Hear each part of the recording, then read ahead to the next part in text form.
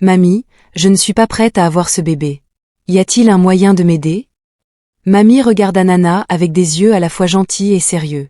Ma chère, il est trop tard pour se débarrasser du bébé en toute sécurité. Cela pourrait être très dangereux pour toi. Le cœur de Nana se serra, elle ne savait pas quoi faire. Mais ensuite, Mamie dit quelque chose qui la surprise. Si tu ne veux pas du bébé, tu peux le vendre après sa naissance. Il y a des gens qui paieront beaucoup d'argent pour un enfant en bonne santé. Il était une fois, dans un village lointain, une fille nommée Nana. Nana était très belle, avec un cœur généreux qui faisait que tout le monde l'aimait. Elle était toujours serviable et douce, faisant sourire les gens partout où elle allait. Le père de Nana était un pauvre fermier. Il travaillait dur chaque jour dans les champs pour essayer de cultiver suffisamment de nourriture pour sa famille. La mère de Nana était commerçante. Elle vendait de petites choses sur le marché, faisant de son mieux pour s'assurer qu'il avait ce dont ils avaient besoin, même s'il n'y avait pas grand-chose. La famille de Nana était heureuse. Ils s'aimaient beaucoup. Nana avait quelques amis proches, et ensemble, ils se rendaient à l'école chaque jour. Nana était très intelligente. Elle écoutait toujours ses enseignants et travaillait dur. Grâce à cela, elle était toujours la première de sa classe. Chaque semaine, le directeur souriait à Nana et lui disait « Nana, tu es la meilleure de toute l'école ». Ensuite, il lui offrait un petit cadeau, comme un stylo brillant ou un petit livre. Nana se sentait fière et heureuse, car elle savait qu'elle rendait aussi ses parents fiers. Les villageois connaissaient et aimaient tous Nana. Ils disaient « Nana est une bonne fille, elle fera de grandes choses un jour ». Et Nana souriait, rêvant d'un avenir radieux. En entrant en dernière année d'école, elle se rapprocha beaucoup d'une fille nommée Bola. Bola n'était pas aussi intelligente que Nana et elle n'était pas aussi jolie non plus, mais elle avait une manière de faire les choses différentes, parfois pas très bonne. Les autres filles du village remarquaient cela et disaient à Nana « Nana, fais attention à Bola, elle ne fait pas toujours les bons choix ». Mais Nana n'écoutait pas, elle aimait Bola et voulait être son amie. Un jour, Nana se rendit à l'école le ventre vide. Il n'y avait pas de nourriture à la maison et ses parents ne pouvaient rien lui donner à manger. Elle se sentait très affamée et triste. Mais quand elle arriva à l'école, elle vit Bola portant 2 assiettes de nourriture. Bola sourit et dit « Nana, j'ai apporté ceci pour toi. Je l'ai fait juste pour ma chère amie. » Nana fut surprise et très reconnaissante. « Merci beaucoup, Bola, » dit Nana, et elles s'assirent pour manger ensemble. À partir de ce jour, leur amitié se renforça encore plus. Nana était reconnaissante d'avoir une amie comme Bola, qui était là pour elle quand elle en avait besoin. Même si Bola n'était pas la meilleure influence et qu'elle faisait parfois des choses qui n'étaient pas bien, Nana continua de bien réussir à l'école. Elle écoutait toujours ses enseignants et travaillait dur. Nana croyait qu'aussi longtemps qu'elle restait fidèle à elle-même, tout irait bien. Après que Nana et Bola eurent terminé l'école, elles commencèrent à passer beaucoup de temps ensemble. Elles se promenaient dans le village, visitaient le marché et parlaient de tout. Nana remarqua que Bola avait toujours de beaux vêtements, des bijoux magnifiques et d'autres choses que Nana ne pouvait pas se permettre. Cela rendit Nana curieuse. Un jour, elle demanda à Bola « Comment fais-tu pour avoir toutes ces jolies choses? D'où vient l'argent ?» Bola sourit et dit « C'est d'un homme nommé Fa. Il me donne de l'argent et m'achète des cadeaux. » Nana ne comprenait pas. « Mais pourquoi ferait-il cela? Que fais-tu pour lui ?» Bola regarda autour d'elle pour s'assurer que personne n'écoutait, puis murmura « Je couche avec Fa et il me donne de l'argent. C'est facile et j'obtiens ce que je veux. » Nana fut choquée. Elle ne pouvait pas croire ce qu'elle entendait. « Mais et si tu tombais enceinte? N'as-tu pas peur ?» Bola secoua la tête et rit. « Ne t'inquiète pas, Nana. Je sais comment gérer cela. Je ne tomberai pas enceinte. Ce n'est rien d'effrayant. » Nana se sentait confuse et inquiète. Elle n'avait jamais pensé à faire quelque chose comme cela, mais Bola le rendait si simple et facile. Nana ne savait pas quoi penser, mais elle faisait confiance à son amie. Bola semblait tellement confiante, et Nana ne voulait pas perdre son amitié. Alors, elle garda le silence et continua de suivre l'exemple de Bola, même si, au fond d'elle-même, elle sentait que quelque chose n'allait pas. Un beau matin, Nana se rendait chez Bola lorsqu'elle rencontra un homme nommé Bakari. Bakari était jeune et beau, et il était bien connu dans le village. C'était un récolteur de vin de palme et il possédait une grande ferme où il produisait le vin de palme le plus doux que l'on ait jamais goûté. Bakari était non seulement travailleur, mais aussi très gentil. En discutant, Bakari regarda Nana et sourit. Il aimait sa nature douce et sa beauté. Avant de se séparer, Bakari sortit de sa poche une petite boîte contenant une paire de magnifiques boucles d'oreilles. Il les tendit à Nana et dit « Celles-ci sont pour toi, Nana. J'espère qu'elles apporteront un sourire à ton visage. » Nana fut surprise et heureuse. « Merci, Bakari, elles sont si belles, dit-elle, les yeux brillants de gratitude. À partir de ce jour, Nana commença à voir Bakary tous les jours. Ils discutaient, riaient et parfois se rendaient ensemble à sa ferme. Bakary faisait toujours sentir à Nana qu'elle était spéciale, et elle commença à attendre avec impatience leur moment ensemble. Avec le temps, Nana et Bakary se rapprochèrent. Un jour, lors d'un moment calme, ils finirent par coucher ensemble. Nana ressentit un mélange d'émotions. Elle aimait beaucoup Bakary, mais elle se sentait aussi incertaine quant à ce qu'il avait fait. Pendant ce temps, les parents de Nana étaient occupés à planifier son avenir. Ils voulaient qu'elle apprenne un métier qui l'aiderait dans la vie, alors ils décidèrent de l'envoyer dans un autre village appelé BTI. BTI était connu pour sa formation professionnelle et son marché animé, et ils pensaient que ce serait un bon endroit pour Nana pour se développer.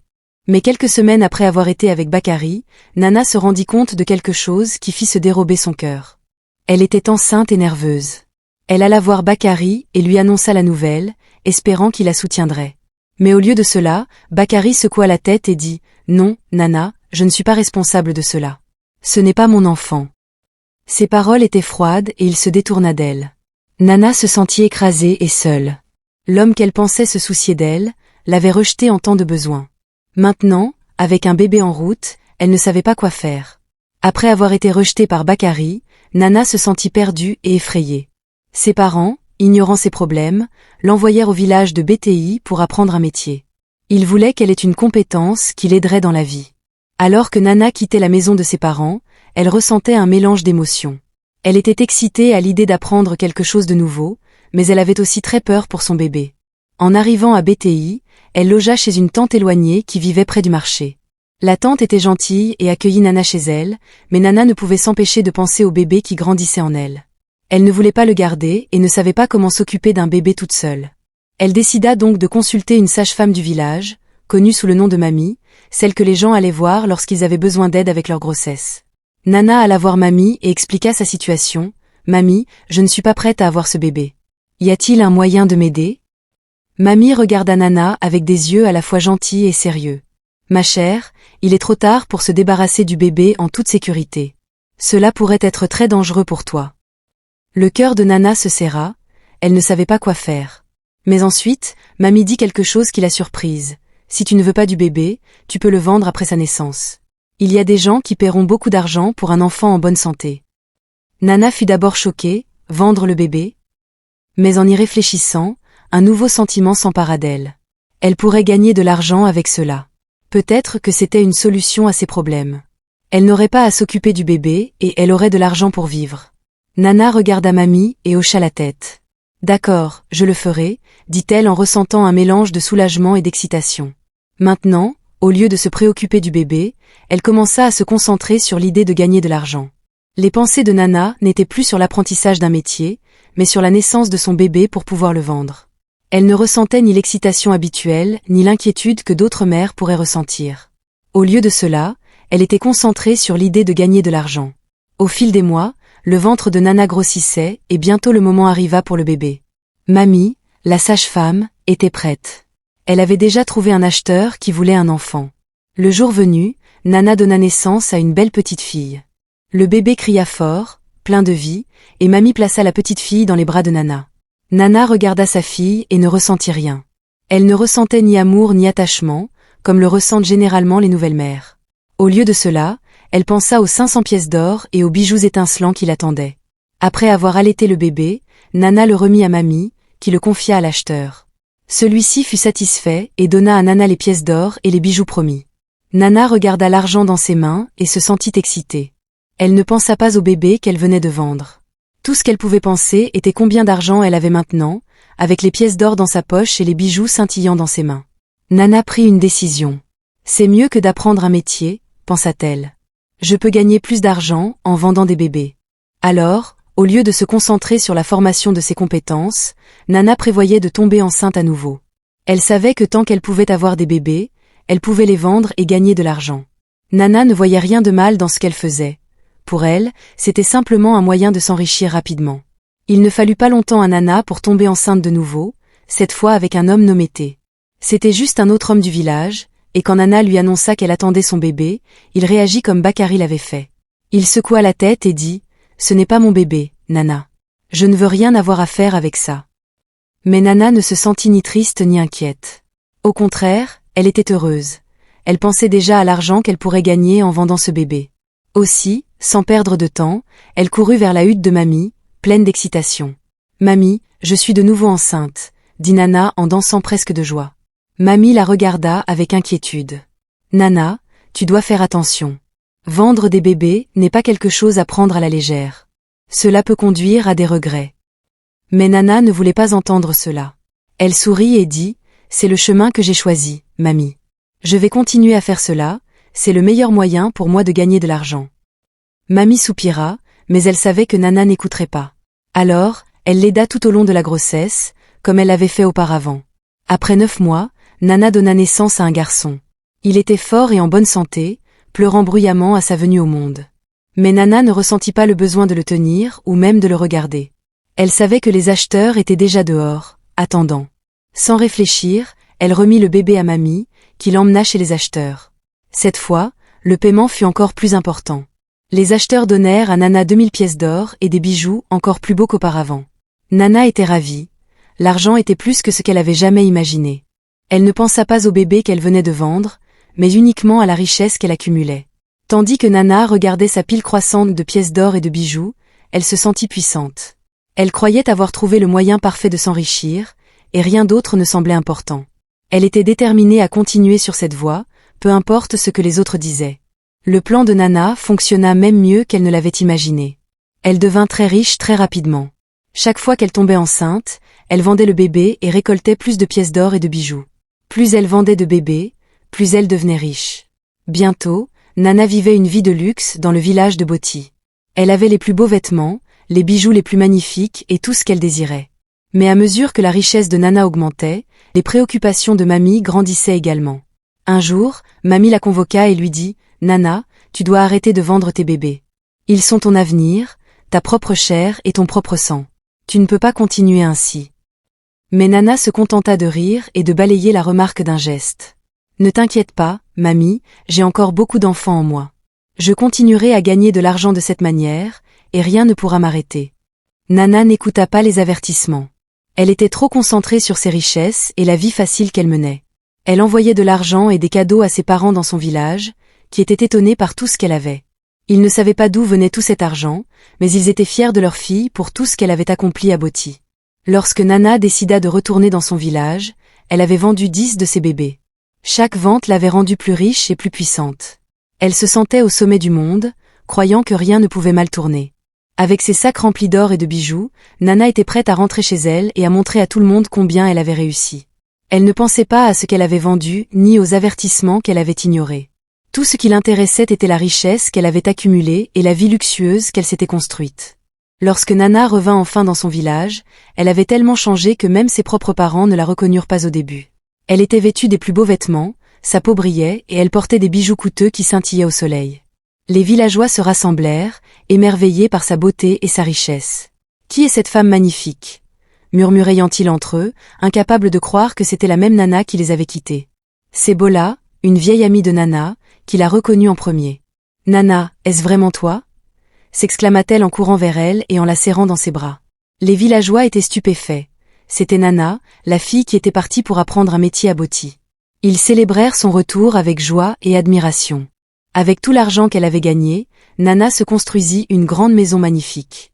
Elle ne s'arrêta pas là. Elle reconstruisit également la maison de ses parents, la rendant grande et confortable. Ses parents étaient fiers, pensant que leur fille avait bien réussi dans la vie. Nana vivait seule dans sa grande maison, entourée de toute la richesse qu'elle avait accumulée en vendant ses bébés. Elle profitait du luxe et du confort que son argent lui offrait, sans avoir à se soucier de rien. Les hommes du village étaient captivés par sa beauté et son succès. Beaucoup d'entre eux lui proposèrent de les épouser, pensant qu'ils pourraient partager sa richesse et son bonheur. Mais Nana refusait toujours. « Je n'ai pas besoin de me marier », disait-elle avec un sourire. Elle était satisfaite de ses richesses et ne voyait aucune raison de se marier. Nana croyait avoir tout ce dont elle avait besoin. Elle était riche, belle et admirée par tout le village. Sa vie semblait parfaite et elle ne pensait pas au coût de sa richesse ni à l'avenir qui pourrait l'attendre. Avec le temps, les parents de Nana commencèrent à s'inquiéter pour elle. Ils voyaient qu'elle était riche et réussie, mais elle n'était pas mariée. Dans leur cœur, ils croyaient qu'avoir un mari et des enfants apporterait une véritable joie et un bonheur complet à la vie de Nana. Un jour, sa mère lui dit doucement, « Nana, tu as tout, mais tu es seule. Il est important d'avoir un mari et des enfants pour compléter ton bonheur. » Nana réfléchit à ce que sa mère avait dit. Bien qu'elle ait toujours été heureuse avec ses richesses, elle commença à se demander s'il manquait quelque chose. Peut-être que ses parents avaient raison. Peu de temps après, Nana rencontra un homme nommé Akakin. Akin était également riche et venait d'une famille bien respectée dans le village. Il était gentil, beau et semblait se soucier profondément de Nana. Ils passèrent du temps ensemble et bientôt, Akakin proposa à Nana. Elle accepta, pensant que le mariage compléterait enfin sa vie. Le mariage fut une grande affaire, avec tout le village invité. Il y avait de la musique, de la danse et des festivités, et tout le monde parlait de la beauté du couple. Nana se sentait heureuse et pleine d'espoir en commençant ce nouveau chapitre de sa vie. Mais au fil des mois, devenus des années, quelque chose troublait Nana. Des années passèrent et elle n'était toujours pas enceinte. La mère d'Akin, impatiente d'avoir des petits-enfants, commença à faire pression sur Nana. Elle disait souvent, « Pourquoi n'as-tu pas encore donné un enfant ? Le devoir d'une femme est d'apporter des enfants dans la famille. » Nana essaya de rester optimiste, mais la pression grandissait. Un jour, la mère d'Akin ne put plus cacher sa frustration. Elle entra dans leur maison en furie et cria, « Nana, tu es stérile. Tu ne peux plus rester dans cette maison. Mon fils a besoin d'une femme qui peut lui donner des enfants. » Nana était dévastée. Elle aimait Akin et ne voulait pas partir, mais les paroles de sa belle-mère étaient définitives. Les larmes aux yeux, Nana fit ses bagages et quitta la maison d'Akin. Elle rentra chez elle, se sentant vide et seule. Le mariage qu'elle pensait apporter le bonheur avait fini en chagrin. Nana réalisa que toutes les richesses du monde ne pouvaient combler le vide laissé par son incapacité à avoir un enfant. Assise dans sa grande maison, entourée de la richesse qu'elle avait accumulée, Nana ressentait une profonde tristesse. Elle avait tout ce qu'elle pensait vouloir, mais maintenant elle se sentait plus seule que jamais. Après avoir été chassée par la mère d'Akin, Nana tenta de reconstruire sa vie. Elle espérait se remarier, pensant que peut-être, juste peut-être, elle pourrait trouver le bonheur avec un autre homme. Mais peu importe combien elle essayait, aucun homme ne voulait rester avec elle en raison de son incapacité à avoir des enfants. Les rumeurs se répandirent rapidement dans le village et les gens commencèrent à voir Nana différemment. Ils murmuraient dans son dos et les prétendants qui affluaient autrefois la fuyaient maintenant. Un jour, sans avertir, Bakari, le tout premier homme qui l'avait rejetée lorsqu'elle était enceinte, se rendit chez elle. Il avait l'air sérieux et demanda « Nana, où est mon enfant ? L'enfant que tu portais lorsque tu as quitté le village. » Le cœur de Nana s'emballa. Elle ne voulait pas admettre ce qu'elle avait fait, alors elle mentit « J'ai perdu le bébé, Bakari.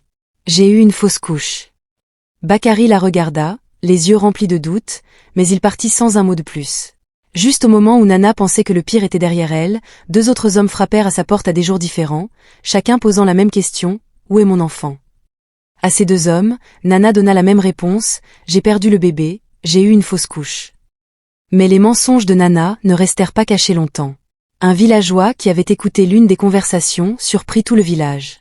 Ce villageois savait la vérité sur ce que Nana avait fait à Boti. Sans hésiter, il révéla aux hommes que Nana n'avait pas perdu ses enfants, mais qu'elle les avait vendus pour devenir riche.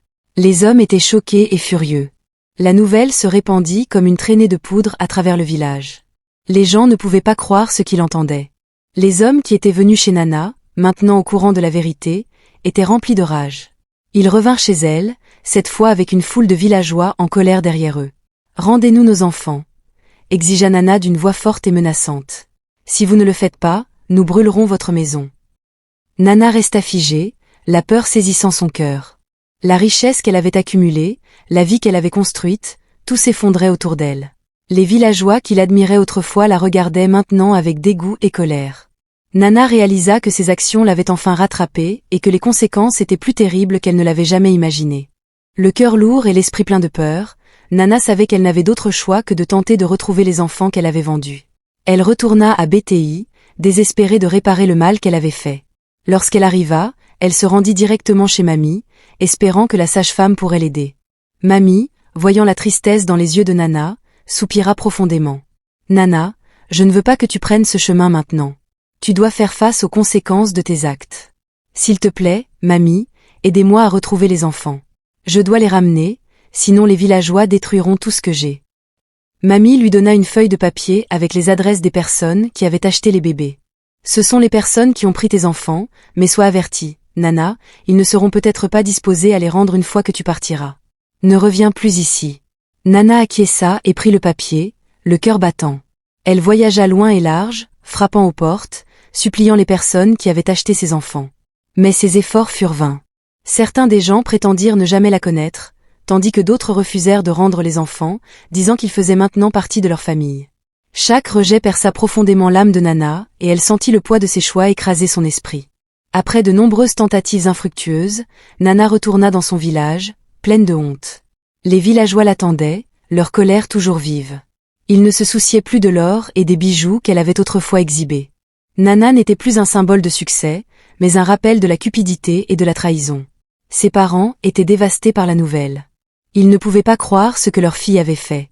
Ils regrettaient de l'avoir envoyée sans vérifier son bien-être et de ne pas lui avoir appris les dangers de l'amour excessif pour l'argent. Le poids de la honte était trop lourd pour sa mère et elle mourut, laissant Nana encore plus seule et brisée. Dans un dernier acte de repentance, Nana donna tout son argent et sa maison, mais les villageois rejetèrent ses offrandes, ne voulant rien venant d'un tel endroit sombre. Déterminée à réparer ses erreurs de toutes les manières possibles, Nana vendit tout et donna l'argent aux moins fortunés. Puis, avec seulement un petit sac, elle quitta le village, ne portant que sa tristesse et ses regrets. Nana s'installa à l'entrée du village, loin de la vie de luxe qu'elle avait autrefois connue. Elle vivait seule, passant ses journées en réflexion silencieuse, hantée par les souvenirs des enfants qu'elle avait vendus et la vie qu'elle aurait pu avoir. Bien qu'elle trouvât une certaine paix intérieure, la solitude ne la quitta jamais. Elle réalisa trop tard les terribles erreurs qu'elle avait commises. L'histoire de Nana devint une leçon pour tous les enfants du village. Les parents racontaient à leurs enfants, « Souvenez-vous de Nana, qui a échangé son avenir contre de l'or. Elle avait tout, mais a tout perdu parce qu'elle ne voyait pas ce qui importait vraiment. » Nana passa le reste de sa vie en solitude, le cœur rempli de regrets. Assise à l'entrée du village, elle espérait que son histoire aiderait les autres à éviter le chemin qu'elle avait pris. Elle apprit que la véritable richesse ne réside pas dans l'or ou les bijoux, mais dans l'amour et la vie qu'elle avait autrefois pris pour acquis. J'espère que vous avez apprécié l'histoire. Si c'est le cas, veuillez aimer la vidéo, commenter ce que vous avez appris de ce récit et n'oubliez pas de vous abonner à la chaîne pour d'autres contes enchanteurs comme celui-ci. Merci.